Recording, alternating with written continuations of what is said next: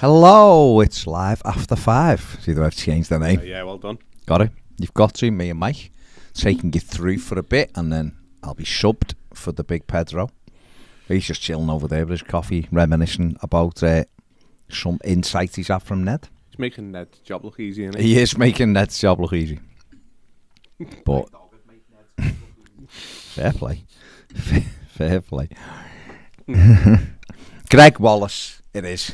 Carla's come up with it. Yes, Carla, couldn't think of the name. Said following on from the final word, it's Greg Wallace. Cheers, Mike. We're gonna now. You're gonna have to come in for an 1878 FM podcast when he brings his air fryer in and pretend you're on MasterChef. Which one is it? I'm a World Cup referee, or am I? Both, mate. Both. You are multi-talented. No, yeah, the World Cup's Why do you have to put yourself in a pigeonhole? Yeah. You could be anything you want, Mike. Have people told you couldn't be whatever you wanted? That's why I've not amounted to much in my life. You're a father. You're a coach. You're a World Cup referee and award-winning MasterChef. Mm-hmm. And if you want car finance. And that as well. So. You look like Batista in Blade Runner 49 as well. See? I didn't know a bald fat man could have so many different variable looks. Loving it, mate. Loving it. Gary Ward says, howdy. So thanks for that, Carla. It's Greg Wallace. AJ says, anyone noticed Goodison go silent after Seamus hit the ball? Because no one knew it went in. And I only started celebrating when Seamus did. It was just pure relief. It was a like delayed reaction, wasn't it? Yeah. Because I think from where I was, he hit it. And at first you look and go, is that gone behind the goal? And you realise it's in. Yeah. And the next minute there's like delirium, isn't it? Because it just the angle he hit that, wasn't it? It was just like I said on the final way, as soon as he hit it, I'm looking to see who's in the box. Who's in there, yeah. Because there was, you'd see no one was keeping up with play. Yeah. So when he's put the cross in, you're thinking it's going to be a cross. Yeah. And then obviously he was celebrating down in front of us. So, yeah. Great. It was great. Adam says we were garbage for weeks, yet somehow after 2 wins we're out of the bottom 3. And we'll be 4 points off 11 if we win next week. It's right what you say, Baz. This league isn't difficult. Hopefully we can finally build up some momentum. It isn't, Adam. People get carried away with hype with the Premier League. The Premier League is physically challenging. That's what it is. It's not a good league. It's physically challenging, and it's why teams who have better players can just easily finish in the top 3 or 4. Yeah. Newcastle, no matter what anyone says, are not a good side. They're a well-organised team and they've got little sprinklings. Yeah. Very much like we were with Moyes. We had sprinklings and we were able to get near the top. We'd have had proper money. We'd have won something. Mm-hmm. City are a tremendous football team. They're just bored this season because they've won it all. Make it interesting. Well, they are. If you watch them, they're bored. They're like arsing about with things. If they were truly ruthless, they'd have won that 5-0 at the weekend. That was what I think separated Liverpool with City slightly, is that Liverpool were able to keep up with City and circumvent the money side of it. And Liverpool have spent a lot of money as well, but because they were ruthless, Liverpool, so if you looked at the XG for that year, they outperformed their XG by 28 points. Liverpool, which is a lot. Yeah. City should have won the league by miles, and Liverpool won it by miles because they were ruthless. City are kind of like they're a better version of what Arsenal were under Wenger. Like, really good team, and then they start like messing around. Oh, you haven't scored for 2 months, back heeling it, and just go bang, bang, bang, 3-0 and get it done. They don't do it. If they'd have done it Saturday, they'd have been for a 7 or 8 on Saturday. Yeah, I didn't see any of theirs, but yeah, it's frustrating. But once Liverpool are in the title race, I couldn't really care. No. So for us, get the structure right. Yeah. Make yourself difficult to beat, and all of a sudden you find yourself 9th, 10th, 11th. Well, this is where, like you said, for umpteen years now, just Everton as a club in terms of the recruitment, just make it difficult. It's not that difficult to just maintain, especially the money and the investment and the heritage of our club, to attract players capable enough to just be a mid-table Premier League side, bordering on maybe challenging the odd season here or there to get into a Europa League position. Isn't that hard? And obviously the people that are saying the Premier League this, that and the other, it's just the companies that are selling the product that tell you that it's really not. Like I said to you, I've been watching quite a bit more of the Italian footy again. Miles better. It's technically miles better. It's all good football. Technically, it's like the Championship. But it's faster than what it used to be Championship's as well. brilliant because it's just chaotic. It's just madness. Yeah, it's just madness. The Premier League is just about physicality and hype. Yeah. The teams, they've got big wage bills. Liverpool, United, Arsenal got these big wage bills, and the journalists are all there. They all support them clubs, so they tell you they're amazing. And the reality is they're not. With EA, by the way. Liverpool. Oh, Premier League. No. 500 million. Are they? Yeah. To do a direct game. By the pound, apparently. See, so there it's just all hype. Yeah. And people fall into it and go, oh yeah. But the reality is, it's not. If you build your team and structure it properly, yes, to win the league, you need the top players because it's consistency. Then that's what it is. But for Everton should easily, with the budget they have and the fans they have, be able to not be ever in any trouble. And like you just said, it's why West Ham were able to go from a team that was fighting relegation one season to almost getting in the Champions League the next season. Moyes done it with us, don't forget. Yeah. We finished 17th one year and 4th the next because he just got a structure just let's be consistent. It's why Sam Allardyce was able regularly to finish 8th in the Premier League. He got us 8th, didn't he? Exactly. You know, because it's just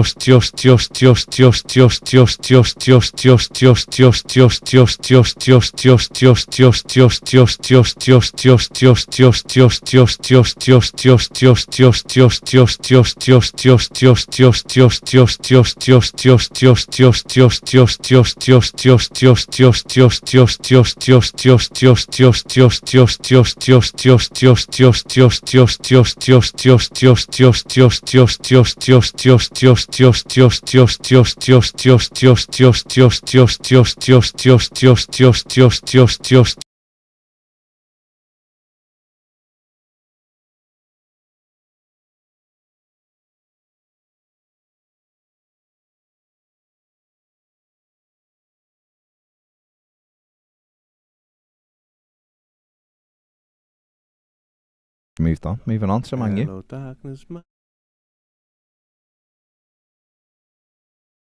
It's broke it. We were talking about Ned and Pedman and broke it. You just asked about contract Davies going to Manchester United. I know, I'm gutted. A change. I'm gutted. I'm saying nothing about. Why do you think the glasses are here? None of you have even put two and two together. Well, I've just, yeah, it's sad. It's sad. Is it just because he thought, look, they're never going to sign a player again, there's no point me being in, is it? Yeah, there is deeper things. I'll be deadly honest, I have no idea what he actually does day to day. Like, head of football operation. Does a lot, actually.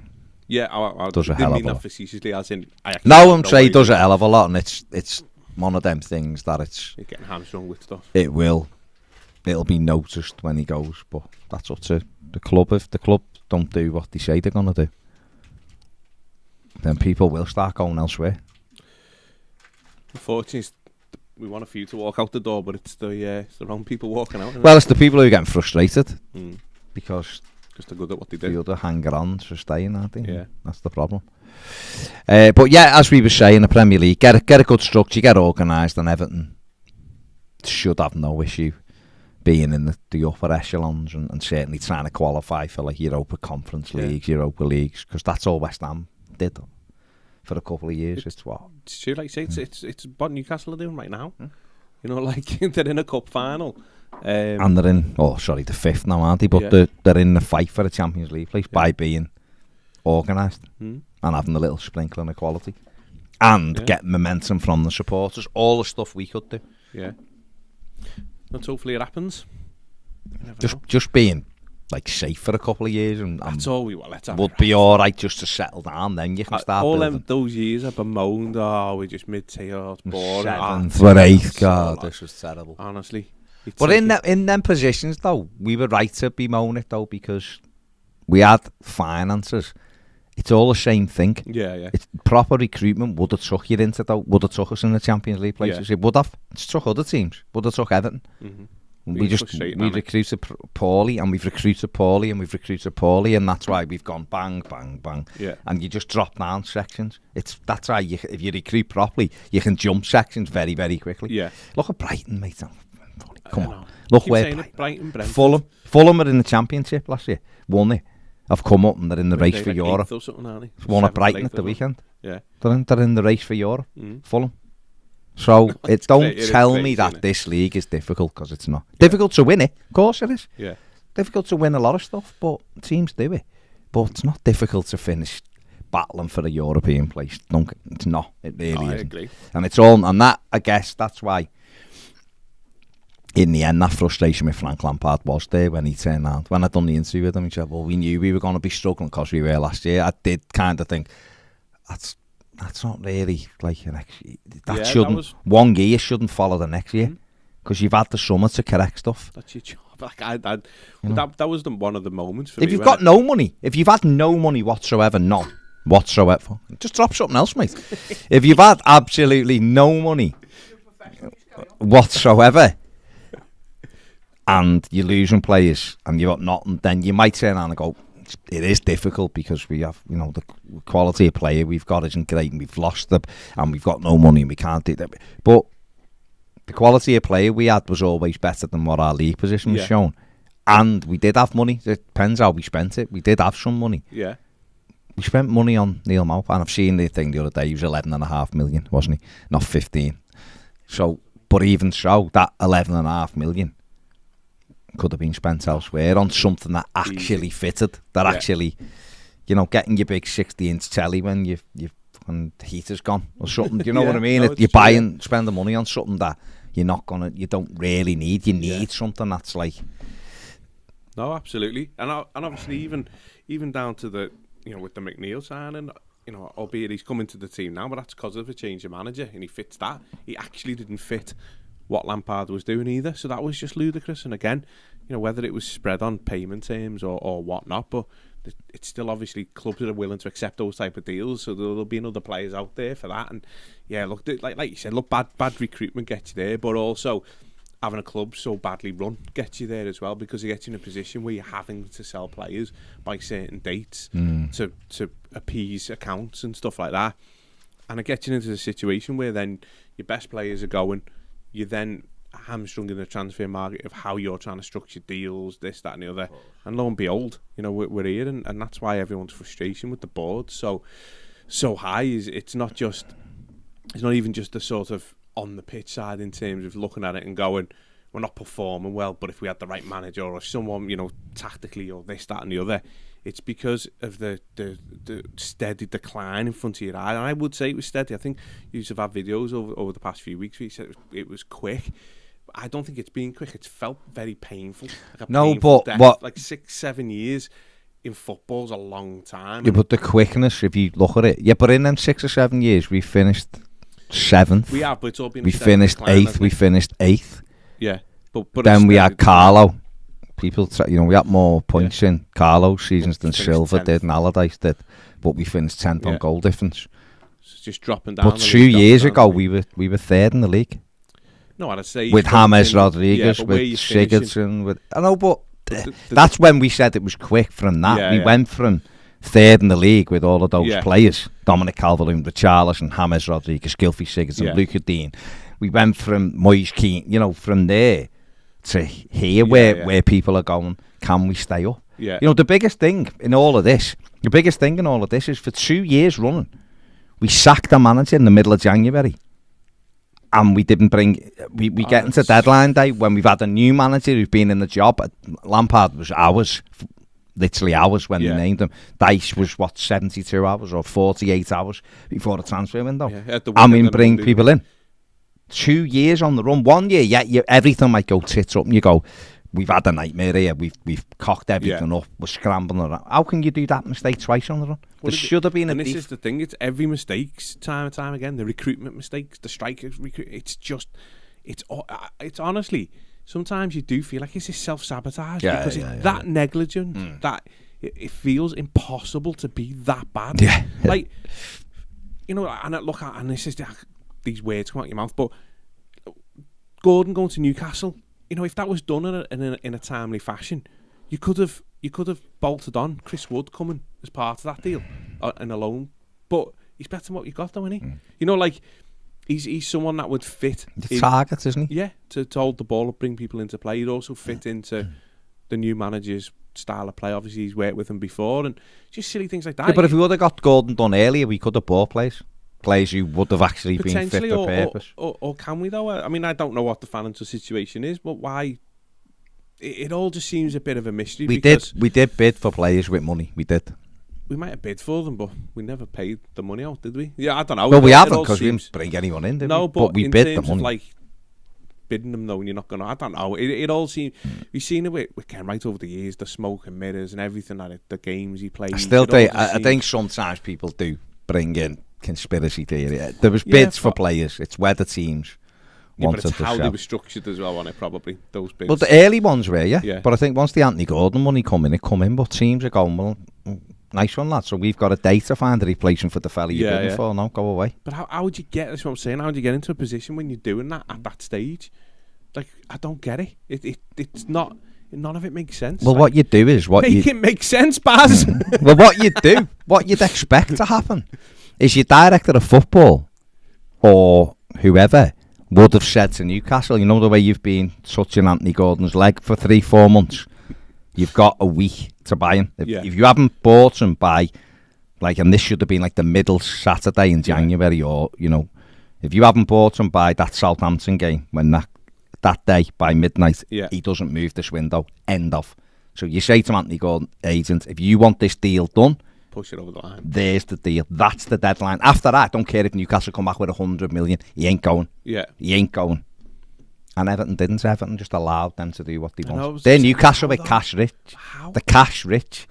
How do Everton keep doing this, though? Because they haven't got people aren't good enough. Ludicrous. They haven't got people who are good enough. You've got a fella in the door with the kit on, and then you sack the manager. And then he presumably says, well, who's going to be the next manager? And you go, might be Bielsa, might be Sean Dyche. He's got, boys, do one. I mean, it's absolute madness. Yeah. There you go. Anyway, we won. That's you. I know. Fucking hell, you've Greg Wallace. Go and rate some bleeding steaks. Kane Forshaw says, like Kane says, good to win an important game on Saturday, but tougher games ahead with a lot more work to come. I still see that lack of goals and creativity in this team now. Hope we can just win 1-0 at home every week. Dom coming back doesn't change anything for me. He hasn't scored many since his injury. Don't mean to be negative with that, but it changes nothing for me personally. Yeah, he can hold the ball up for us, but we still aren't a creative side. Let's not hide from that. Also, after 4 or 5 weeks, let's hope the performance level is still high and doesn't drop like we've seen in the past. Dyche himself said don't get carried away, and we'll see what it's like in 4 or 5 weeks. Happy with Dyche, though. Big thumbs up from me so far. Yeah, I get what you're saying, Kane, but Dominic Calvert-Lewin's got a record of scoring goals for Everton. Even last year when he wasn't fit, he ended up with 5 and he scored an important diving header against Palace to keep us up.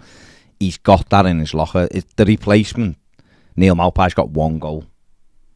And like you said before, that 1 goal in a long amount of games at Brighton. 28. Do you know what I mean? So Dom has, if you just use Maupay for an example, Dom's still scored more goals in the last year than what Maupay has. Also as well, Dom's got the same amount of league goals as Maupay this season. He's hardly played. Oh, it's crazy, isn't it? So, and had the goal that United chalked off because Namari Gray was a Midgey's cock offside. Yeah. Only.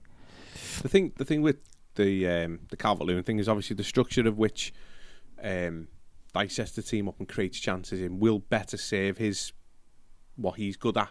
So under Lampard, we didn't get the ball into him.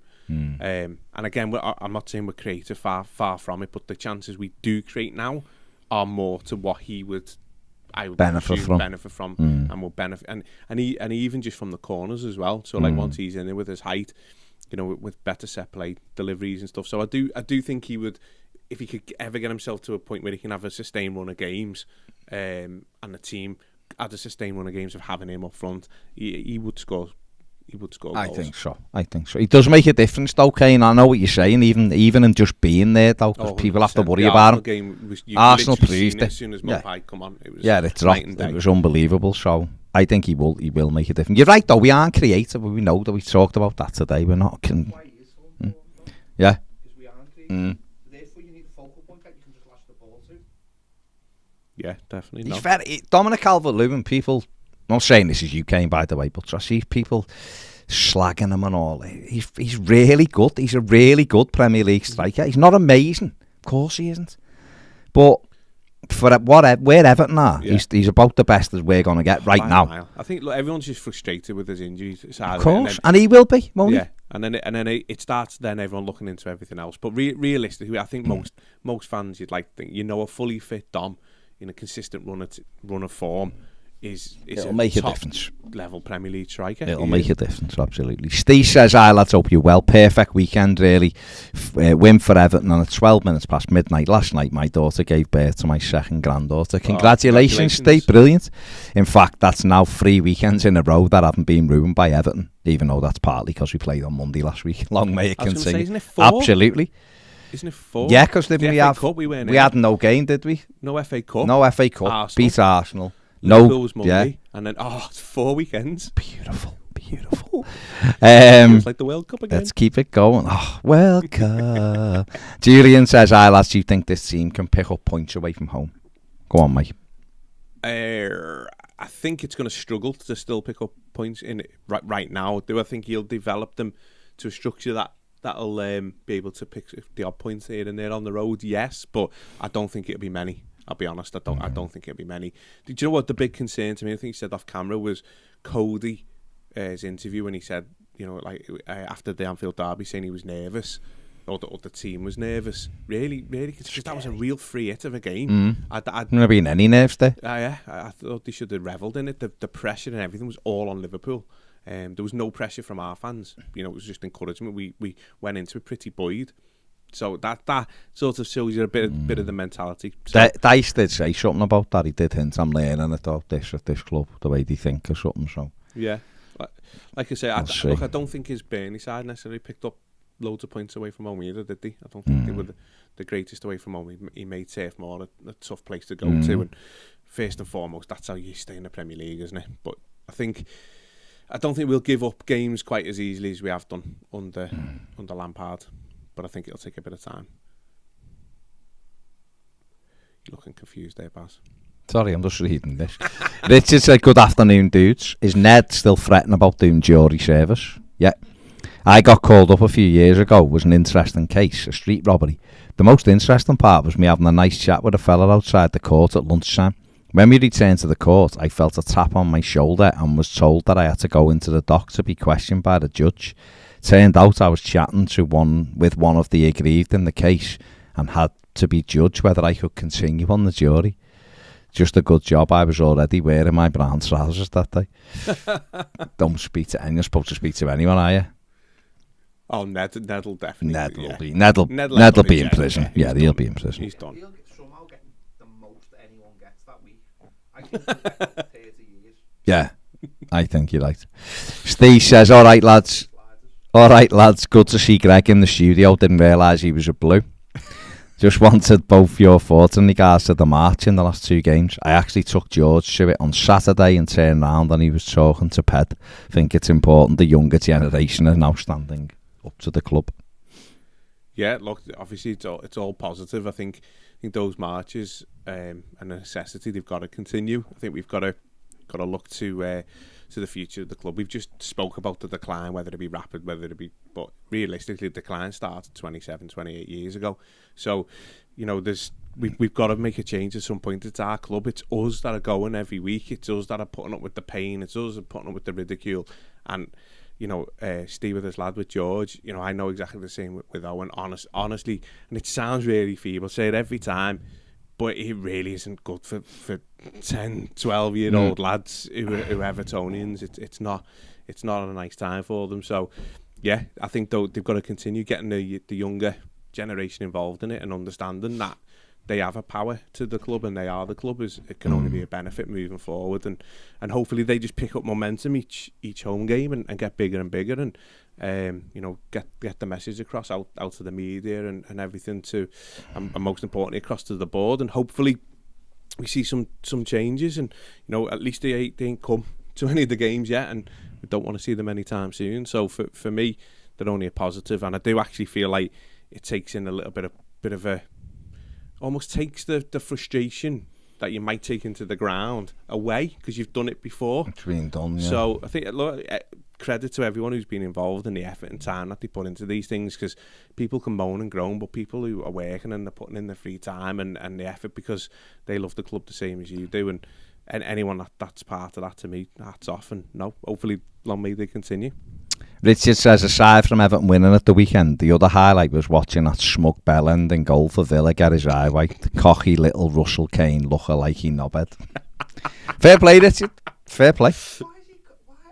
I don't get that. I don't like him, Martinez. Yeah, but I think if you had him, If he played for you'd like him, you would. Yeah, I do. I don't like him. I agree. That fella did everything in his power to make sure Argentina won the World Cup, and he did. So he got the final laugh. Saturday was a bad day for him, but I'd find. Oh, yes, another one on Saturday. I love players like that. No, he's horrible. You hate them, but you'd love them at your own club. Yeah, I agree. Richard says, anyone else getting left before the just mega mix? Glenn Watson says 60 grand. Says, Mike, if you were given 60 grand cash in hand, what's the most fun you could have with it? I.e., what would you do with it? I'd be off to Turkey straight off Turkey teeth. Yeah, get the teeth and the hair done. Yeah. And yeah. I think you could. What hairstyle would you go for with the free head of hair? I really feel like I'd go full. Other hair places are perm. available. A perm. Full 80s black. Oh, perm. be serious. If someone said to you, Mike, you can have hair back, because I know that it does annoy you. It doesn't annoy me. It only annoys me. It becomes a problem when I'm here. It's not a problem for us. It's you. You make it a problem for yourself. It's not a problem. I love it. Okay. I'm looking at Tommy Gravison over there. It makes me feel good. There you go. But if you were to get hair back, what would you have? Go it for a like? player. What player's hair? Yeah, what would it be like? What would you like to have? Oh, I'd go full James Tarkowski. Well, yeah, he's got a good head of hair, hasn't he? Full James Tarkowski. Yeah. Fair play. It's a great shout. Pat says, watching on a chew play for Southampton. I thought he was watching on a train. Yeah, no, on a choo-choo. Says he's not just a big lug, he's got some real skill, would have been perfect for Dycheball. Well, Everton had to look at him, didn't he? And obviously Southampton had already tapped him up. But, what can you do? Any cycle would have been good. They would, to be fair. Bainey says, with the stubble, I'd say he looks a bit more Heston Blumenthal.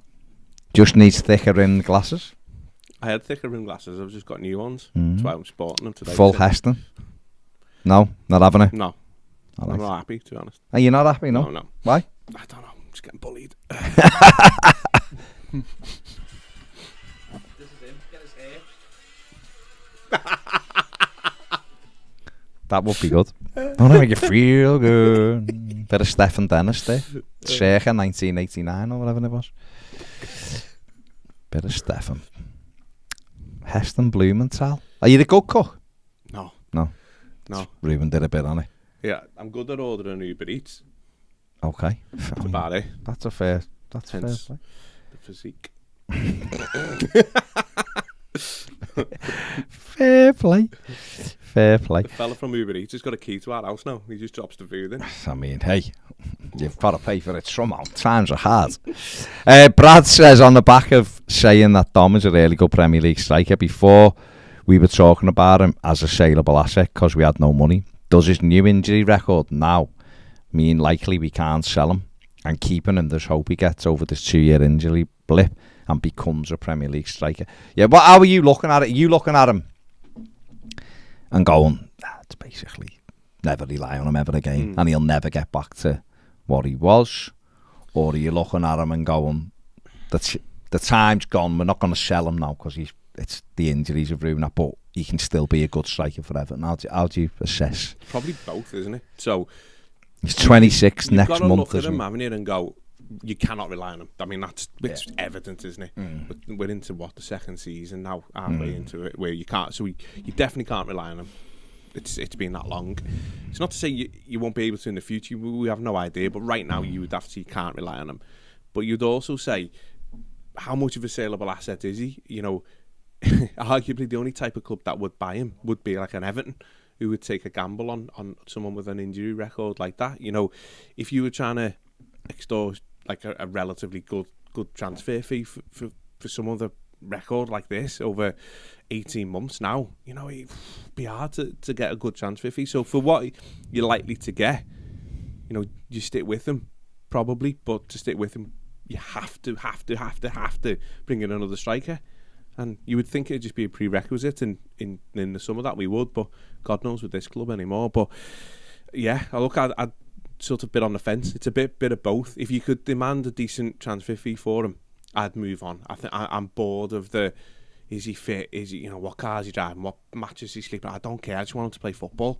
So I'm at the stage where I'd rather him move on if you got an adequate transfer fee that you can reinvest into getting in a decent striker. But that's where I'd probably be with it. Then the only pair I was thinking, who could you compare him with? And I was thinking Danny Ings. Ings played in 2015, played 6 times. In 2017-18, played 8 times for Liverpool. Then when he went to Southampton, played 24, 38, 29. So last 3 seasons, very, very for Southampton. And then he played 30 times for Villa in his first season and 18 times this season. So the last 5 years he played a lot of games, yeah, and he had 2 terrible knee injuries, didn't he? So and that's the only player I can really compare him to. Similar in terms of what he was, the same age Dom is now. Left Liverpool just a little bit younger, so he's turned it round. Yeah, into really good numbers. Yeah. I mean, that'd be the hope, wouldn't it? That he can, but. You know, do you either do what Liverpool did and cut your losses, but Liverpool still, because they always tend to be able to demand decent transfer fees for players. You know, realistically, if someone's coming in for them, and say we stayed in the Premier League, what do you think you could demand for them at the end of the season? 15-ish? Be 15 million, yeah. Yeah, I mean, at that point, you're probably saying it's worth keeping hold of them. Yeah, there's no point. No, you're not buying anyone who's got anywhere near that potential for 15 million. No. You've got to bring your own. You've got to bring the players you want to bring in, haven't you? Yeah. Really? So difficult one. But I'd probably just stick with them and try and work your way through it in terms of that. If the choice is 15 million, or do you stick with Dominic Calvert-Lewin on the hope that you can get him back into a position where you can get him on the pitch, then I'd rather take that gamble. No, but that's what I'm saying. You'd have to. No, but you'd have to do. No, well, that's what we have to do, don't we? You'd have to bring in the replacement, definitely. This time last year, Everton had played 22 games and had 22 points. And we've played 23 and got 21 at the moment, haven't we? Yeah. So, played a game more and got a point less than last year. Yeah, well, it feels exactly the same. It's equally as bad, isn't it? We know that. Newcastle would be below us. We had a game in hand on them. We were a point ahead of them with a game in hand. And Newcastle finished on 49 points, didn't he? Yeah. Because, yeah. Leeds were above us by a point and had played a game more. And they almost went down. They had to win the last day, but they did at Brentford to stay up.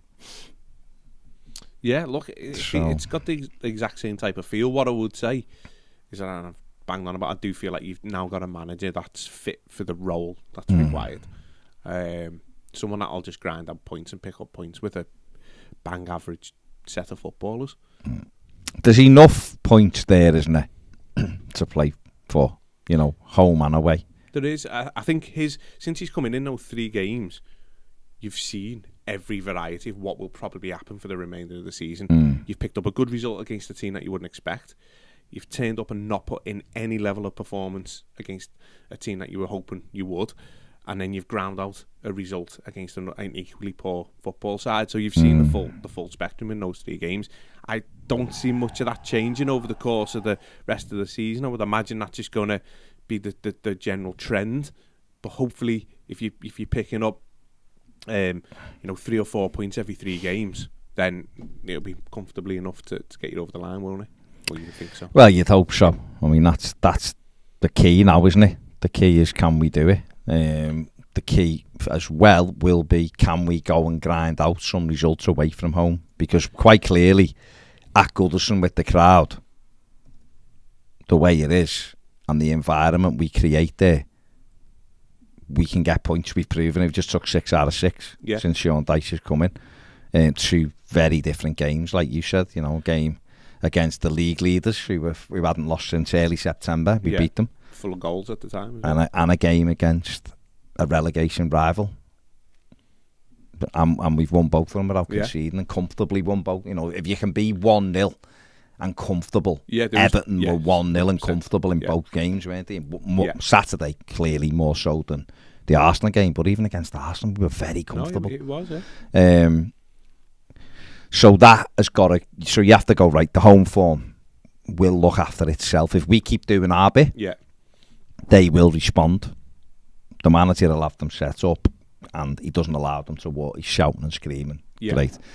We get it. The goals is the worry, of course. Can we go away from home now and become difficult to beat away? Can't go. It's no point going to Arsenal's a bit of... If they win Saturday, Arsenal becomes a free hit, the top of the league. I'd expect Everton to lose at Arsenal. I would. I mean, you would. Right? But Forest, a few days later, is absolutely a game must not lose. That we cannot lose.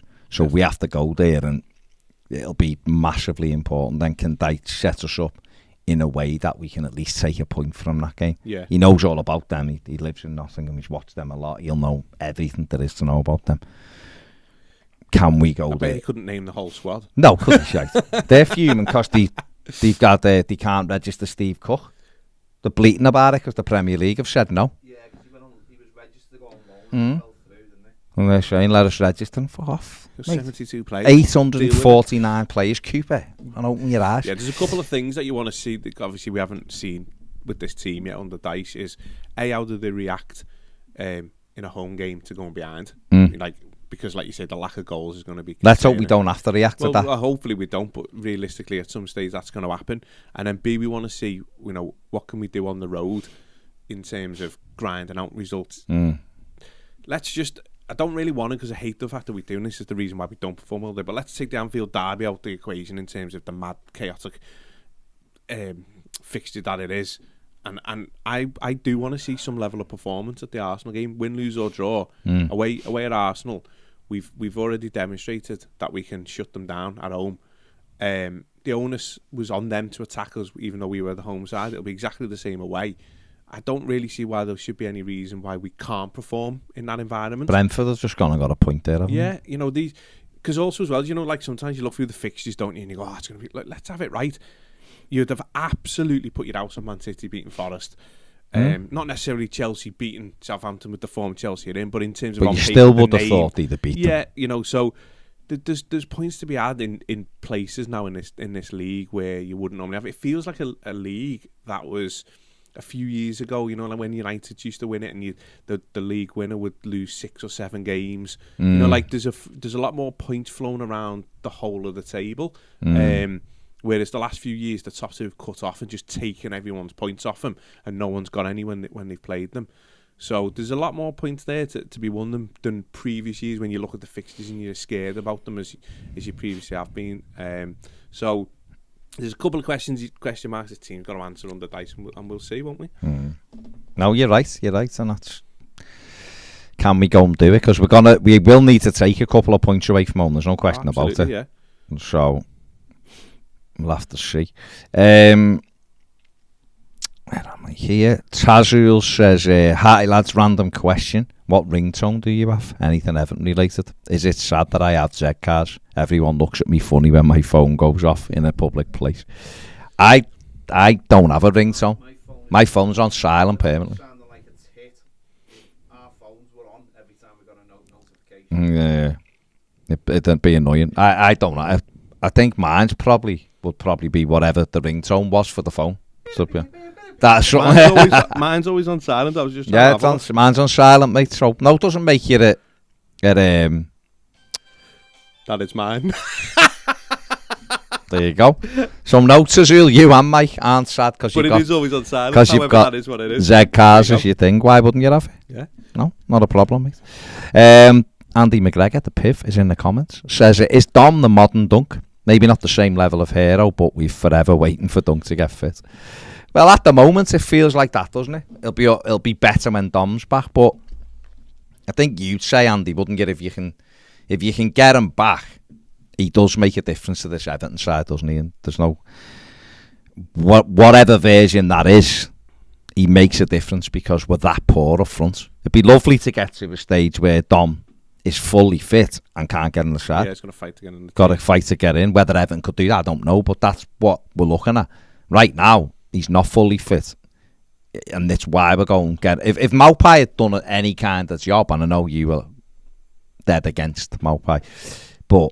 or someone else would have come in and was doing a job. If Garassi had come in and was there and doing a job, there wouldn't be this clamour to get Dom back. We'd all be going, take the time, make sure he's ready to come back. We're not rushing him. The reason why we're rushing him is because Ellis Sims isn't quite ready. And is he going to be good enough? It's debatable. Maupay isn't either. So that's why we're flapping over it. He is like John Spencer. It's like Dice is. What I like with Dice though, he's parked. Like pad substitution. The wits. Go on, you answer it now. Dice is sort of at least parked that a little bit and said, got to sort of move on from it. There's other players, and whereas Lampard always hung on in the press conferences about him coming back and when he's back, this, that, and the other. Whereas Dice is just like, if he's unavailable, I'll wait. Didn't the whole club do that though? When he's back. They did, but it leads from the manager's press conference, doesn't it? I think at least with Sean Dyche, he's moved that conversation on a little bit. Whether we continue it, which we will, but if you can pick up results like we did on the weekend without him, then that'll all just quieten that down a little bit and let him just get on with it. Do you mean I need to switch over? Go over there for me, please. Don't go this way, go that way. Go that way. I can't get out there. You can't get out that way. I can't. There's a leg there. Yes, you can. Batista. Right, Mike, see you later. I'm stuck on the radiator. See you later. Oh, there you go. Right. There we go. The Substitution, in effect. Let's get into the comments. Yeah, it'll be interesting what comes out of that, actually, with the whole Dominic Calvert-Lewin thing, because it is one of those things, isn't it? You've got to roll the dice sometimes and... roll the dice. Don't roll them! No, but you've got to roll the dice sometimes, haven't you, and go... If he's out for 3 more weeks, and in that 3 more weeks we solve the issue, and he's back for the last 12, 13 games, let's say. Andy, I don't look rough. What are you talking about? Scruffy nerd hair there. If he can get back, say, for the last 12, 13 games, now that's all he will do. Yeah. And they found what the issue is, and they've because I'm saying this the other day. Funny enough, when Dunk got diagnosed by McPartland and sent him off for an operation in I think it was in Holland, and they found it was basically something in his back, like a nerve or something. It might have been a trapped nerve or something, and that was what was causing all the problems down one side. I mean, Dunk said it was to do with a broken toe, but Mick Rathbone, I think, identified as something in his back that was stopping him from playing. Yeah. They might identify something, and there's the minute... See, because what I find really strange about it is he's picking up loads of different injuries. Yeah. And that strikes me that it's something...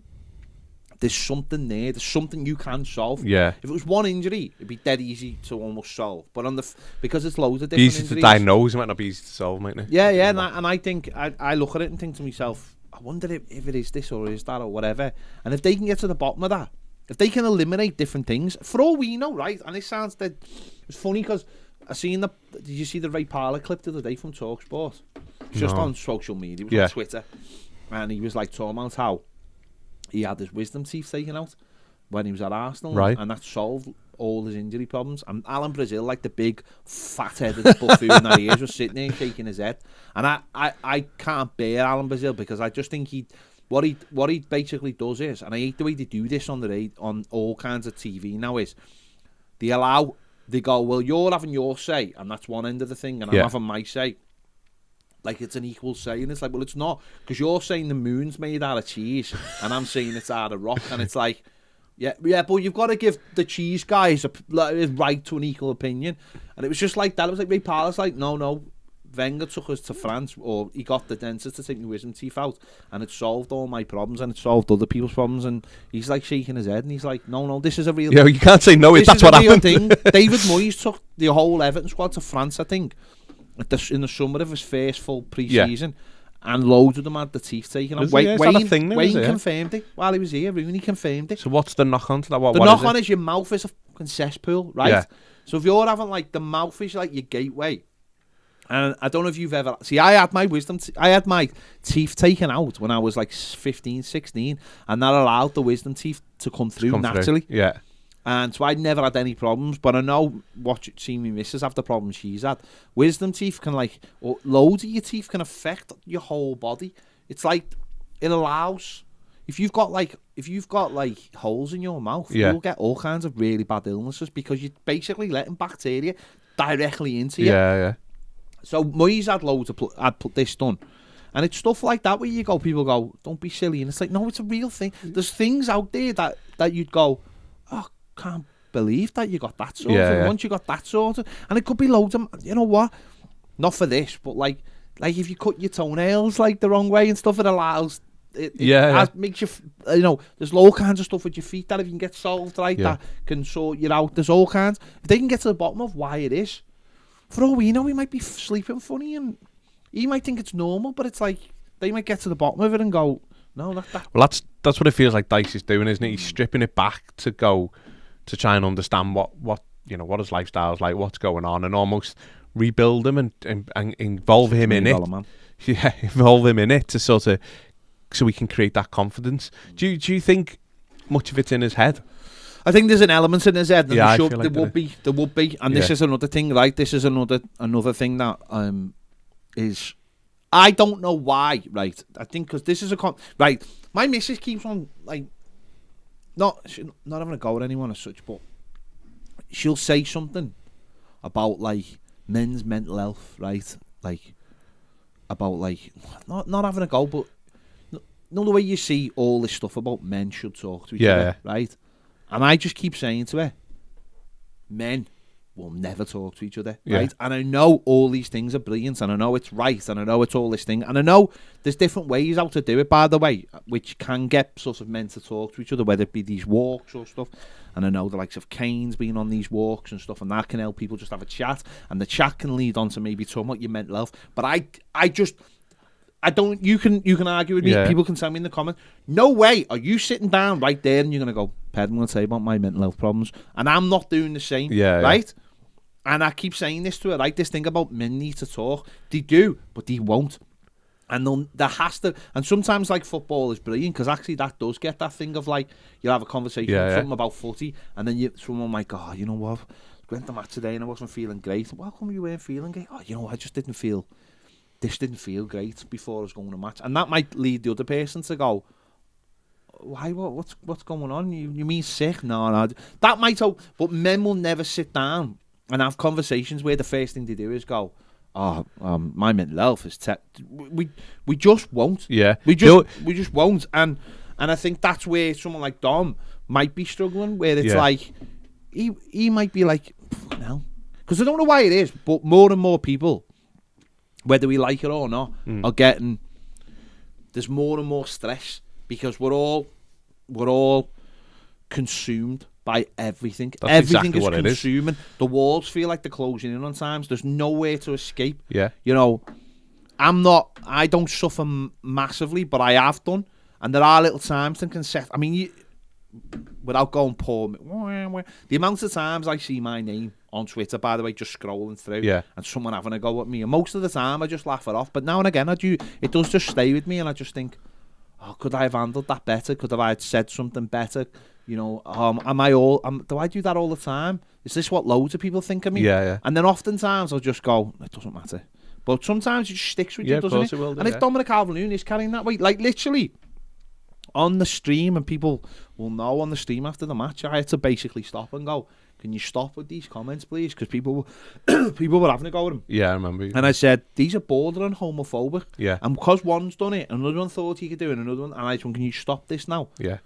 Because this is not right. And if loads of people are doing that all at the same time, and I'm not saying Dom's someone who'll sit on his phone, but sure, the mechanism of that will get back to him now and again. Yeah, of yeah. like, people don't think you're actually injured. They think you're taking the piss or whatever, or you're too busy doing this modelling shoot or that modelling shoot. And you're sure that will get back to them now. The thing with it is that, or how I see it is, you're right. I do think, like, obviously people who struggle to talk about the mental health side of it. The irony, or not necessarily irony, but I think last season with the way Everton were, a lot of people did, but it was around Everton. But it actually did affect people's mental health, didn't it? You know, and I think a lot of people actually did speak out in terms of, you know, we were all feeling the same, so we did speak about it. And obviously, there's a taboo about speaking about something that you might feel other people don't. But from Dominic Calvert-Lewin's. And I've been guilty of this as well, so I don't want to be a hypocrite, actually. I've been guilty of it. You do go, it's just in his head, or, you know, stop doing the bloody catwalk stuff and blah, blah. And you do, and it's absolutely pathetic when you strip it back and you think about it. Like, when you look... but I don't think it is, though, as such. No, don't make it like the whole thing's pathetic, because it's not. I was very critical of Dominic Calvert-Lewin last season when I think we got beat at West Ham, and the following day, there was that... The photo shoot come out on the front of a magazine, and I was like, "What? This is horrendous. This timing is terrible. Like, I've got no issue doing it, but you need to control the narrative of all this. You're a footballer first and foremost. That other stuff's great, and I have no problem. I have no problem when him and Tom Davidson in New York and all that kind of thing. But there is a time and a place for some of this when it's your job. Don't get me wrong. I'm not sitting there going mad when he's injured and a Braun advert pops up. I couldn't, you know. And maybe the GQ thing was out of his control, but I do think there's a time and a place for some of these things. Primarily, your job as a footballer, you can do all that stuff. I've got no problem. I said this at the time, so I'm not sort of dredging old news up. Said this at the time. That stuff's great. But have a think about what comes first and foremost, and that is playing football and your career. But you'd almost get, what I was trying to get to though is you almost get to the point where I have, so talking to other people, I get to the point sometimes where I think, and when I'm questioning him in terms of going, it's in his head. Well, it may well be in his head, but that is a problem in itself. That needs diagnosing, and you forget that, because obviously the lad wants to play football. Of course he does. You know what I mean? No, but you do start finding yourself going, of course he does. He's not interested. He drive me on a catwalk, blah, blah, blah. But the lad wants to play football, and you need to support, or the club needs to support him in and finding out. And whether the injuries are a knock-on effect to how he's feeling mentally, then however we need to diagnose it, that support needs to be there, doesn't it? Of course, we don't know these people. We think we know these people. Like a lot of things in life, like everything in life, you see people all the time for years and years and years, and you think you know them, and you don't know them. And you get, you know, there's a case of that on social media at times where it's like you see people, or, you know, you think you don't know them unless you actually know them.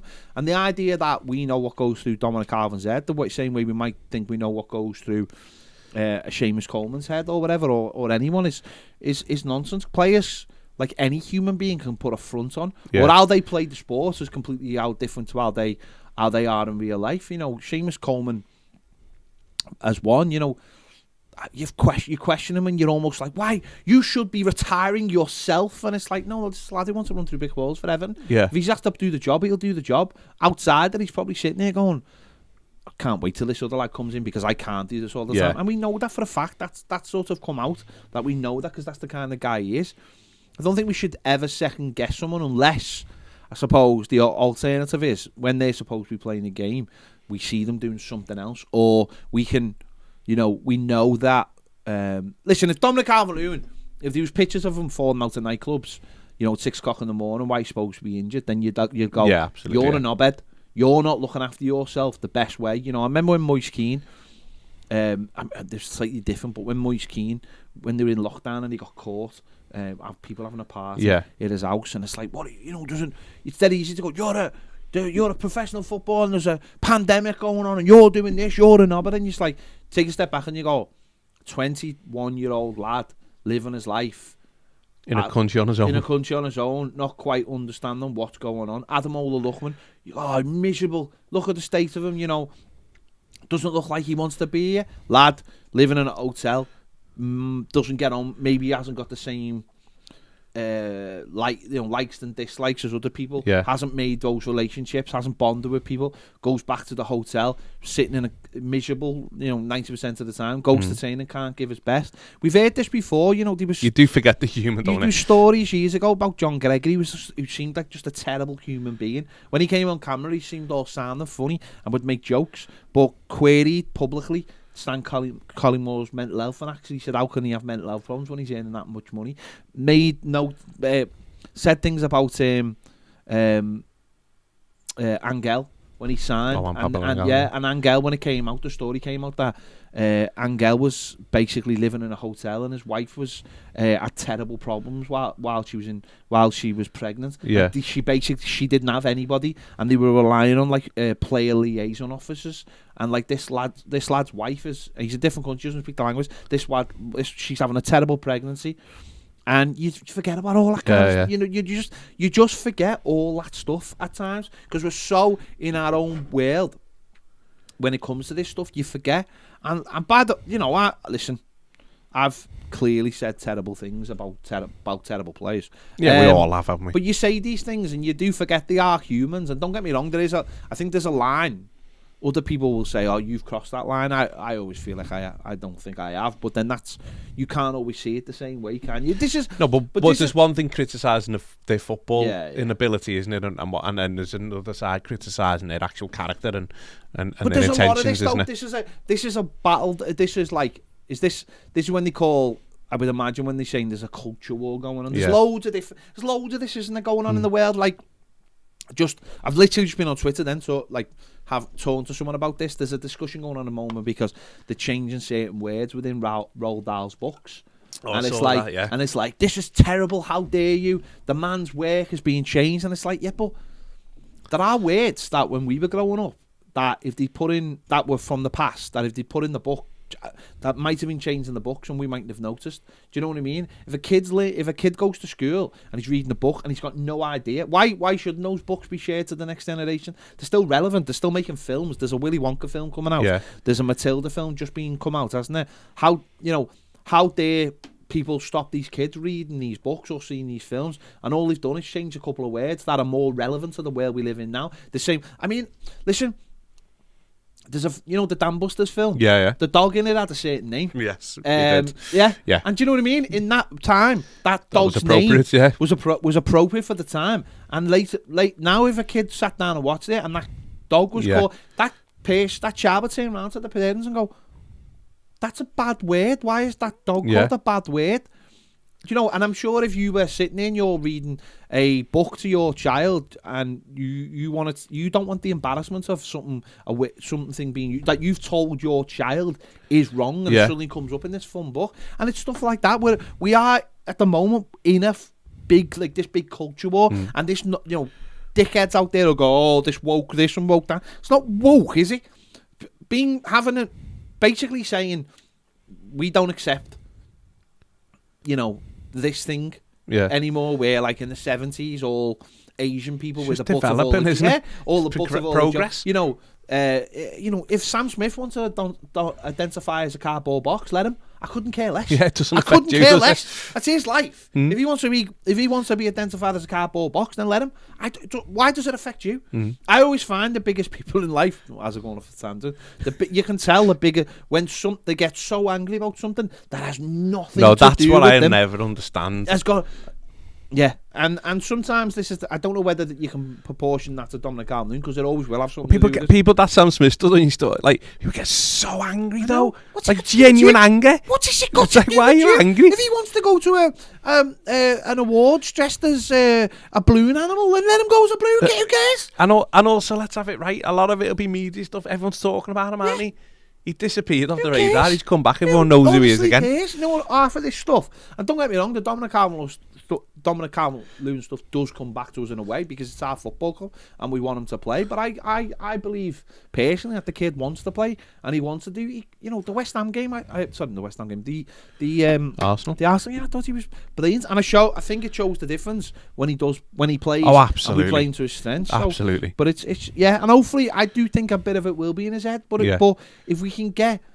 But that's part of the injury in a way, then, isn't it? Injury, yeah. But if we can solve the injury, then suddenly he'll go, oh, actually, I've cracked that. Yeah. And I'm sure that's a big part of like mental health stuff. Is when people speak to people about it. Is that you get into what you find is that there's a problem, but then there's like layers and layers and layers, and if you can unravel those layers, find the root cause of it. Find the root cause of this. This is because this thing happened to you, and you've not sorted out that problem. And if we do sort out the problem, which is the injury, Carla says, sure didn't Simon Jordan say the other day that Dom likes being injured? What is he on about? Yeah, he called him powder puff, and he said he liked being injured, which is just... No, but that's everything that you've just been saying, the archaic sort of mentality, and to have the platform to say shit like that on it. Just on another subject, because I know me and Carla have sort of been discussing this. Ped, have to ask, what do you think about the Nicola Bowley body being found in the river? It seems off to me that. It's been confirmed it's her body. Yeah, I don't know, Carla, to be honest. The police said that they probably thought she was in the river. They put a team in there to find the body. They didn't find it. I don't know. It appears a mile away, wasn't it? It was a mile away. I would have thought you'd be able to find it, but then the diving team may look stupid now. I don't know. It's all very, very sad. That's all I can say. 2 girls have lost their mother, and we may never know. The autopsy will probably look into what happened. Did she have alcohol in her system? I think it's been handled embarrassingly by the police. I think the whole thing has just been embarrassing from top to bottom. People getting involved, TikTokers and all that kind of thing. Like you say, it's someone's. It's been handled just disgustingly from everybody. Yeah. Loads of different angles. I seen a thing tweeted yesterday, having a go at the policewoman. I think you can have a go at her from the way she sort of spoke to people. Then someone was having a go at her the way she was dressed, and I was just like, yeah, like she was showing a bit too much leg, and this is another woman. Look at her dress. Why is she dressed like that? Why is she like looking so like trying to show off her body? I was like, is this where we are? We keep on going round in circles, and it's just like, wow. And yeah, don't get me wrong, people. We're talking about it now, and so other people talk about it. I get that, and the police will say they were justified in what they always said about it being in the river. Yeah. But then why didn't they find it? But then they'll say, well, that's because the search team were rubbish, or I don't know. There might be a million. I'm not going to go. Once they've done the thing, they'll know what happened to her. Yeah. They'll know. But did she just fall in? I don't know. It's too. You shouldn't really speculate on it, but we all do because it's all part of our own psyche. But then this is a genuine thing. So have you seen Dan Walker today? Oh yeah, off his bike. Genuinely, I seen someone saying that Dan Walker getting hit on his bike was part of the conspiracy, because Dan Walker done a show last week on Channel 5, like a crime watch show, about her disappearance, and he interviewed the husband and he interviewed a panel of people, and they were saying that him getting hit by a car today was proof that there was a conspiracy, something about the whole thing, which again, there's just people. The world's just mad at the moment, isn't it? Have you heard of like a 15-minute city? So this is the new one. No. So this is the new one. So this is the new. I'm all for conspiracies as well. No. We have good conspiracies, don't we? We have good conspiracies, like proper good ones, like that are so outlandish that they leave you thinking, oh, could there or couldn't there, and have big, massive organisations involved. Yeah. And most of them are just nonsense, but it's funny to speculate. But like, there's this new one that all the COVID conspiracy people now are into, which is the 15-minute city.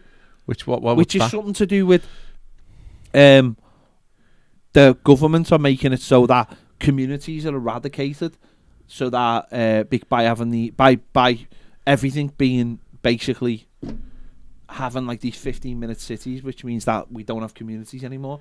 It's a whole thing. But this divide and conquer. Yeah, this is the new thing apparently, and it's just like they've done that anyway. what are you talking about? No, but these are like the wackos who are saying this. Yeah. Now. This is like, what are you? I just think these people's lives are so empty, and they've got questions in their own lives that they just can't. The problem is, isn't it? There's some things with things that go on that you never get told the answer to, or you can't quite comprehend as to why, and then that leaves that gap. Then and people try and fill it, don't they? Of course it does. It's like when stuff with Everton, where everyone fills the gaps, don't they? Of course. I mean, the conspiracy theory with that is obviously about Usmanov, and has Everton's downfall in the last year been because of the serial Ukraine headlocker war and all this, and and that's probably more true than conspiracy. But I think when people can't work things out, then they have to. We hate. Yeah, we need to know. We need to know everything, and especially in this day and age, because everything's on here. Yeah. I want to know. And the way now that consume everything. There's a show on one of the channels, and it's called something like the Deep Fake Show. And they're just making people look like other people using deep fakes. And I'm just like, that's scary. That's scary. And isn't it though? Strange. There was that show on BBC One. What was it called? Someone will tell me. The show about, it's a drama. And it was about the first season. I don't know if you watched it. Season. It's worth watching. And I'll find out what it's called. The first season was about a soldier who got off with a crime. Basically killing people in like Afghanistan. Yeah. And then he was done for. They basically said he'd murdered his lawyer, and they had footage of him. And then it's about how that all unravelled. And then there's a second season, and it's all like. Honestly, it's really good. It's on BBC. I'll find out what it's called. What was it called? Someone will tell me in the comments. And it's that need to know, but like the world is the way it is now, that you can deep fake anything now. Or absolutely, you know, it's. Someone puts it on Twitter with a blue tick. It's true, isn't it? Yeah. Everyone believes everything, don't they? You can buy a blue tick. We all might need a blue tick. The way that other clown is basically get rid of the security. But by the way, as well, I don't want him to buy Everton. I know Baz does. I don't want him to buy Everton. He is a lunatic. There's a line, mate. There's an absolute line where that you don't want to cross. He'd be ringing Jim White. Hello, Jim. No, he'd bypass Jim White. He'd just bites Talksport, yeah. No, there's so much out there. People always need to know the answers, don't they? They always need to know the answers on everything. And yet some things, I think, there's a lot of stuff out there where I think there's like conspiracies and people just overlook certain things. Do you know what I mean? Yeah, definitely. That probably have been. Yeah. I mean, we know in the 80s and 90s when the Cold War was on, there was loads of stuff manufactured by foreign agents and stuff. I mean, there's stuff going on all the time. I mean, like, the stuff like that happened in Salisbury poisonings. We know who did it, and yet no one's got the bottle to do anything about it. Yeah. Do you know what I mean? There's loads of stuff happens all the time. Something happened last week where a fella got done, didn't he? Got put in jail for 15 years. He was a Russian spy in the British embassy in Germany. Basically, he hated Britain because of the politics. Yeah. And the Russians paid him, and he spied for them. And there's stuff going on all the time. Of course, yeah. It's like that SAS one, wasn't it? When the spies were creating the SAS, weren't they, as an actual pretend unit, and then it actually becomes one. You know, itself. There was something that listening to a song the other day, and it sparked my thing. It was a song, and there's a reference in it to John Lennon getting shot. And it's even like John Lennon, like that's. No one ever talks about that. And it's one of the biggest, like, it could be looked at one of the biggest conspiracies ever. John Lennon was hated by the CIA in America because of his political views. And he was shot by a man who had the catcher in the rye in his pocket, and catching in the rye has been pointed out as many times as the tool used to wake up sleeper agents. Yeah. And it's been documented lots of times. It's even been used as part of the plot in films about conspiracies. Yeah. And but no one ever says John Lennon was killed by the CIA. He was just killed by this wacko who they obviously won't let out. And if he did let him out, I don't think he'd last very long on the street. Exactly. Yeah. But that's the thing, though. You know what things are capable of happening. That has been proved. So then that is why I question a lot of things, because of things that have happened. Have been proven to, and yeah, there's loads of different stuff, isn't it? People often, this is the thing about conspiracies, and this is why they're so clever, is that the governments will probably push conspiracy theories to stop people looking at what has actually gone on. And even though the conspiracy might be mad, the original thing isn't mad, but there's dark intentions. Yeah. You only have to look at the JFK thing. JFK, was clearly killed. Well, I say clearly. In my opinion, he was clearly killed because people in the government didn't like the fact that he didn't want to go to war, he didn't want to go into Cuba, didn't want to deal with communist countries, he wanted peace, he was going to stop... wasn't going to help sell arms, was he? No, he was... Well, it wasn't just that, yeah, it was like there was stuff going on in Africa where the African countries were starting to rule themselves and pulling away from the colonies, and he wanted that, and in fact, when he came into office, the person in before him, was Eisenhower before him, was allowing this one of the countries, it was the Congo, to be basically the guy being brought in to take over was like a very intelligent man, and basically the Americans helped sanction him to be murdered.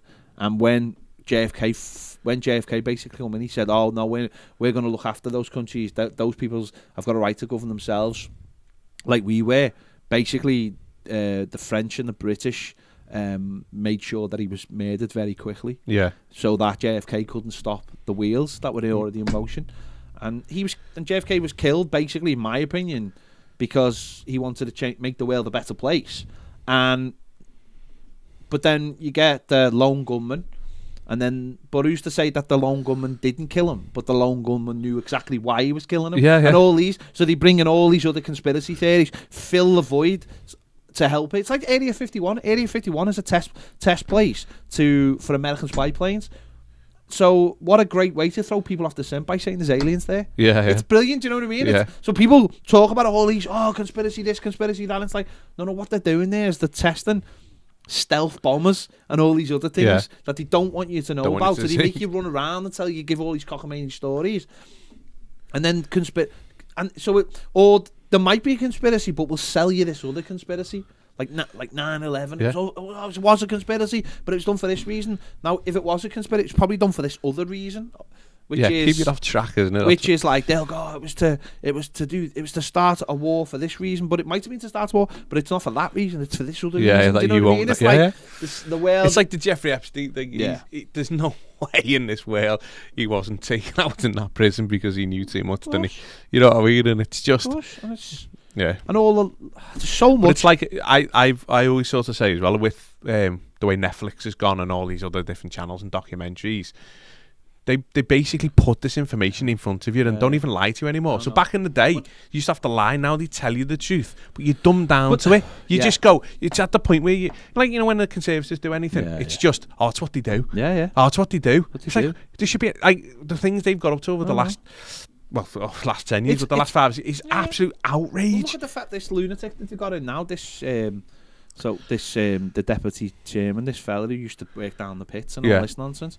Like, I'd seen someone tweet it before. It was like 5 years ago, he'd be trying to get in as a BNP fella. And now the Tories are pushing him because that's how far they've gone now. That's how far they're prepared to go to get the vote now because with Brexit and everything. The world's just mental. It's so upside down. It's unbelievable. But it's just like the lies. But the bad people are just...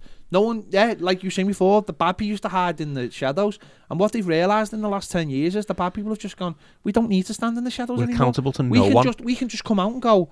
You know, and people like Elon Musk, he's sitting there at the Super Bowl next to Rupert Murdoch, and there's no shit given. Like, literally, it's like, you two people should be nowhere near each other. And years ago, they wouldn't have been. They could have gone, I can't be seen with you. And like, you know, Elon Musk at the World Cup is standing next to Trump's son-in-law, and he's no shit's given. No. And everyone goes, you can't do that. And he'll go, why not? Stop me. Stop me from doing it. Come and start him. He's just lost more money in a month or 2 months than anyone has ever lost in their lives, and he's still a massive billionaire. And he's like, it doesn't matter. I'll buy Twitter. I'll make a mess of it. I'll pump your timeline full of these right-wing cranks. Not to push the... By the way, I don't think it's to push, by the way. a right-wing narrative. It's just to get people fighting with each other. Yeah. It's just to get people fighting with each other, so that the real stuff that's going on, we stay Gets away from bypassed, that. yeah. We're not looking. And all the stuff they don't want you looking at is the stuff like, for me, like we've dealt with in the last couple of years here with all like the PPE contracts and all that, and all the health contracts. That's what all the bad guys are really doing. All the bad guys are not interested whether you're left wing, you're right wing, you're a Nazi, you're whatever, you're a socialist, you're a communist. They don't care. What they just want is your data. So they so know they how make money. So now they can sell things to you. That's all they care We're a about. nation of customers. That's all we are. You're just customers. We're just sat here to be sold shit to. Apologies if this has gone deeper. Yeah. No, but that's all they care about. There's an idea that there's some kind of like thing of like Murdoch, like there's some like this thing of like Murdoch, right wing. He just goes with the Murdoch. The minute he knew Tony Blair was going to get elected, he jumped on it. Yeah. He jumped on it, and he was like, "I'll go with him." Because they make themselves out like they're the power brokers, but they're not. They just go where the wind is. So he goes with the right wing narrative because he knows that fear sells, and if fear sells, it gets powerful. If you've got a nation of people who are terrified, then they're going to bring in a Trump, so he knows that if he backs Trump, he's the kingmaker then, and then he can get whatever he wants. So when he goes to do something, he knows that he can. Any legislation he needs or anything he can do. If you can make this thing happen so that company hasn't got any power over this, then do it. And I know America's different to this country, but that's what's happening here now. It's like all these things are getting put through that no one really cares about. The NHS is literally getting privatised. These like midnight sessions in like in Parliament where you go, if you didn't know, at 12 o'clock last night, you all lost your power to go on strike. And we're all, and then this country goes, it's what the Conservatives do. It's what they Conservatives do. And the problem is, that's great. And if Labour get in, it's like, will Labour have enough seats to remove that obstacle back again so you can go on strike? Or is this fella that Labour going to go? And I know I don't want to get overly political, but it's just, the world is just a mad place. Let's get it right. It's just a mad place. But we got 3 points on Saturday. We got 3 points. Before we go, so Carla says, so did you ever find out if Baz was where he said he was last week, considering he wasn't in any photos? I tell you, all I'm going to say is he didn't look very tanned. No, he did not look very tanned. He was in the pictures or not. I took a picture that someone sent me from 11 years ago. I'm on one app, and within 2 clicks, I got that picture removed from the room it was, and looked like we were standing on the side of Goodison Park, and you would not be able to tell. Yeah. So Baz could say he was anywhere, and it wouldn't have mattered, would it? He wasn't in sunny climates, I'm not having it. He's not tanned. He's not tanned at all. Saying that, I go like to hot places and I don't. I know, but you're ginger. You're gonna have to hide in the shadows, aren't you? I know. Kev Rex says, "Ped, I have been in bed ill all weekend. So as I have had time to decide to check out The Last of Us, as all I've heard of late is everyone, including you, banging about it. I'm not a gamer and didn't have a clue what the show was about, but I've now watched the first 5 episodes. What are we on, the 4th? We've watched... No, it's 5. 5, yeah. 5, yeah. Well, it's 6 tonight. Yeah, 6 tonight. And can say, I'm hooked. Cheers for the recommendation. Yeah, well, it's 6 tonight, Kev. And, yeah, it's tremendous, mate. I'm not a gamer either, by the way. Do you know what? What's boss about it, right? The game is amazing, like, in terms of, like, storytelling. And this is just slightly better. Yeah. But it should be... How many episodes is this series, you know? 9, I think. So there's only like 3. I'm definitely going to watch them all, like as each week, and I'm going to binge watch them all in one thing. Yeah, I'll watch them all again. But yeah, no, it's just a brilliant show. And whether you're a gamer, it's probably better if you're not a gamer. Well, I'm not, because and there's no surprises. Yeah, there's no, like, without saying anything, like something. Episode 3. Don't ruin it. No, episode 3 doesn't quite happen the same way it happens in the game, right? And episode 5 happens exactly how it plays in the game, right? But after you've watched 3, you didn't know that you that's don't what's know going to if happen. That's going to be kept in or not. Yeah. So therefore, I'm watching it now, not quite sure what's going to happen or what they're going to think of it. Yeah. I know they'll keep the same structure. I know where they're heading to, but I don't know. And also because in the game you play as Joel, and then you play as Ellie later on. You're only ever playing from their perspective. It never cuts to see someone else's life Do you know what I mean? Yeah, You're yeah. only interacting with people and getting their side of From the them. story when you're with them. So you don't get those cutscenes away from to find out how that person got in that situation or how that town ended up the way it did. You just so with that creates this whole new scenario, and Yeah. it's just an incredible game. Right, let me just double check the comments because it's like 6:30 now. Smashing it. 20 minutes of political chat. It's not political though, is it? It's more just the state of the world. I don't Yeah. think whether you're on the right or the left, you differ with that. The No, world probably. is a mess, and no one can get to the bottom of why it's a mess. And that's why, actually, with the conspiracy theory stuff about COVID, I can't speak to. I could never go to a COVID dyer and go, "You're talking nonsense." I don't know if they're talking nonsense. All I knew is that when I didn't have a vaccine inside me, I just got the vaccine. Sorry, I had it a couple of weeks when I got COVID. All I know is I felt like death when I got COVID. I felt like, honestly, like I was slipping away at times, and I genuinely mean that. I had a terrible experience with COVID, And that was terrible after the vaccine. after the vaccine. Now, people will say, "Well, if you had had the vaccine, you might have died." Now, the people who are who don't like the vaccine might say, "Well, that's because you had the vaccine." No, like My opinion is that I had the vaccine, so it was better for me, and therefore I got a second, obviously both needles, and then I got my booster. And all I know is my missus had COVID 3 weeks ago, and I never got it. And I share that, I'm with her in the household, and I never got it. So, but when she got it originally and she gave it to me, and I was like, I collapsed. I was rocking, honestly. Yeah. She was like that far away from ringing an ambulance for me. I was really bad. with it. So, but they would say a different thing. Now, I'm not going to sit here and go. I can't sit here and go, COVID wasn't man-made. I have no idea it was man-made or not. But all I know is that whether it was man-made or not, I was getting the fucking vaccine. Yeah. But my dad hasn't had the vaccine. And I haven't had it. My dad won't have it. I haven't had it. Yeah, but I know you. You're one of them. My dad won't have it. Now, my dad won't give me a reason of why he won't get it. He just avoids the and I just think something happens to him when he was younger to do with a needle, genuinely. And it's just my dad. I've said this before. My dad is the whole time that I've known him, which is 44 years. He's had something like 2 days off sick.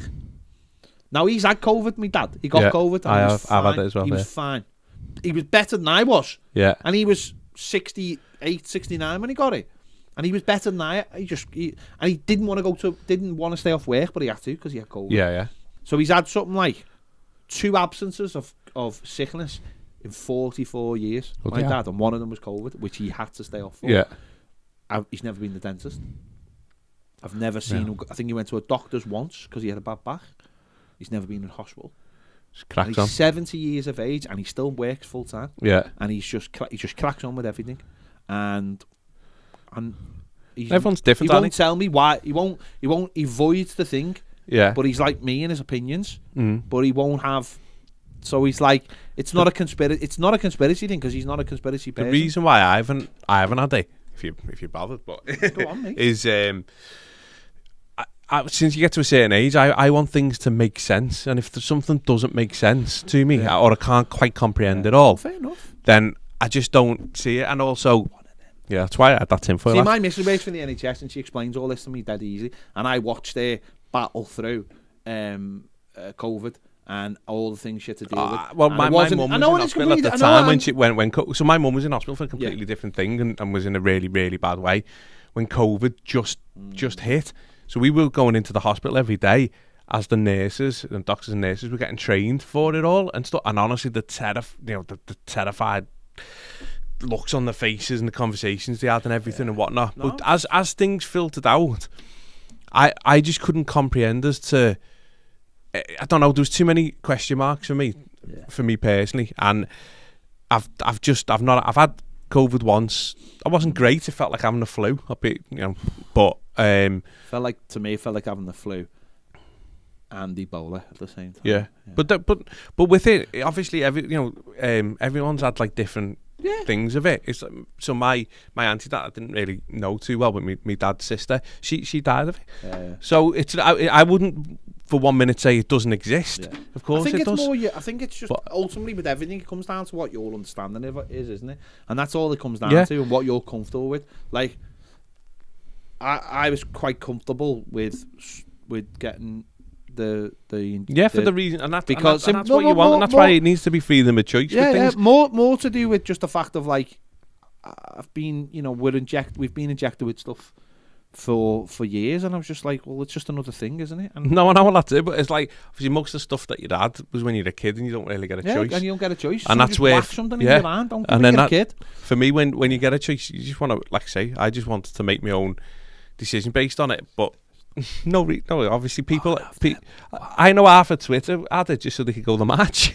Do you know what I mean? But that's it. I was like, well, I just want a normal life. I couldn't have gone to the States if I hadn't had one. But that mentality to me, which I'm not questioning that mentality, but the reason why they made me question that's sort of. Is that why they wanted it? People just suddenly. I don't know. There's too many question marks for me. If you won a dream holiday tomorrow to Florida, and they said you have to have the injection. And you got to take your lad to like Florida, or you got to watch Everton. You wouldn't have it for that. No. See, that to me is mad. To me that's mad, because that's an opportunity to just do something amazing in your life just because of an injection. Yeah, in your but to me again, it's just different levels. But that's fine. No, I get. But I almost feel like that's cutting your nose off to spite your face. Potentially, but for me, you got to have some level of principle about what you're thinking. And to me, getting forced into something and I mean that's not forced, is it? Because that's you've still got. That's what I'm saying is, but to restrict people for certain things to do stuff when realistically, even if you've had the jab, it doesn't stop you passing it on to anyone else. No, it doesn't. So if I went without an injection, I'm not harming anyone else any differently. I'm only risking myself. Well, you are because potentially. No, but you are because if you pass it on to someone who hasn't had it. Then that's how. No, but I could do it even if I had it. But it's going to be a mild. And in fact, I'm probably more likely to pass it on. Because I've got a mild case. That is but what I'm saying is, if you've had the vaccine, and get a really mild case, or you don't realise you've got it. No, that is the conspiracy thing. No, it's not because you could pass it on not knowing you've got it. Because now no one has to be tested. No, but the point being is, if you've had, why can everyone just go back to work now when it doesn't matter? Because it's more probable now that we've diluted it. So we'll have diluted it to the point where it is just like the common cold now, and that's the point, isn't it? And that's why that's why they wanted everyone to get the vaccine, so you could start cutting down those, because don't forget, it was spreading like wildfire. Like I was watching a program last night about a Navy ship, and it just spread, like it just went through the ship like unbelievable. To the point where the ship had to stop wearing, and countries weren't letting the Navy ship stop because this thing was just rampant. And don't forget, that's the point. No, I know, but this thing that was rampant has been stopped by. No, but after people had it was rampant and didn't even know they had it. No, I know, but that's the point, isn't it? No, but I don't know. None of it makes sense. How can you have a disease? How can you have a disease that some people don't even know they've got it, and some people? But that's the point, isn't it? And that's why, to me, regardless of the vaccine, that's to me, having the vaccine was hugely important to me, because not only for that, but the point. And I know there is that thing, and again, I know what you're saying, but it is that thing of like, to me, if someone said, well, I understand the point of like saying, well, it's my choice, and I get that, and I've got no issue with that, but if someone said to me tomorrow, well, you can't go to America for this thing. No, that's fine. I get that. Then in the summer, like I wouldn't be able to go to watch Everton and cover Everton if I hadn't had it. And for me, the lesser of two evils, because they'll go, oh, they're controlling you. It was like, yeah, but the lesser of the two evils to me is just getting an injection. That to me, I've been sold on it because number one, I should be healthier. Number two, the person next to me should be healthier. And number three, because at the end of the day... Yeah, but the person next to you won't be any healthier whether you've had it or not. But they will be. But why are they? Because you've had you can still pass it on. But if you've got it and you pass it to them, it's always going to be less of an effect for both of you. Not necessarily. What you pass on, the strains of it. It's not. That's nonsense. No, just because you've had the vaccine doesn't mean the strain level that you pass on is any different. Well, it is. It's all going to be less. This is the point. You're watering it down. Otherwise, you wouldn't get a flu shot every year. The point being is, your vaccine is not necessarily to stop you getting it. It's to reduce to reduce the symptoms when you get it. Yeah. So you could pass it on, but it's about cutting it down, isn't it? And that's what I'm saying. I've got no problem with anyone not getting it, but I do think at times the reason why people don't get it is misunderstood. Everyone has the right not to choose, and I think that's the other thing. But it's like anything, isn't it? It's like you have the right not to do something, but don't be surprised if there's an outcome that you don't like. Now, if you're comfortable with that, that's fine.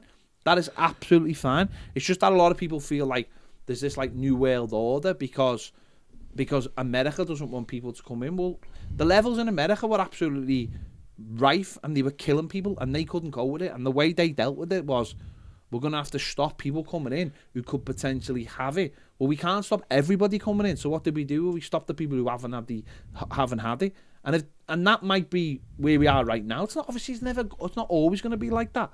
But surely, well, it won't be, because it was like that in Europe, and now you can that's the way it has to start, isn't it? It's like it's like saying, well, I'm going to go and watch Everton. Have you got a ticket? No. Do you know what I mean? Well, we can't let you in then, mate. And maybe one day we can let you in, and maybe one day it'll be free. But right now it's not. And I get your position. I just think that's the only way at times. That's the only way to stop things. I think, because for me, the other way is that we'll let everyone get it and just see who lives. And if you that was the decision maker at one point, wasn't it? But that was, yeah, exactly. And loads of people died, and loads of people on the right will have gone, yeah, that's great, that's fine. Don't worry about it, because that's the way they think. So I just think that if you want to, it might seem wrong but if a country says, no, we're still going to keep testing up for now, that's their prerogative. They will change, of course, they'll change it. They'll have to change it. There will come a time when they'll change it. I just can't believe you don't want your son to go to Disneyland. That's all. I'll leave it there. Well, he is, just not that one. Why? Want to one a little bit closer? You can't. Well, you can't. You can go to Paris, but it's no way it's good. It's no way it's good. You just don't love your son. Listen, we've sorted it out. We've got to the bottom of it. If you knew, you'd know why. He brings all the celebrities to the yard. That's all I know. It's the yard. Right, it's 20-7. Let's go. Is anyone still watching this? I don't even know. Right, see you later. Bye.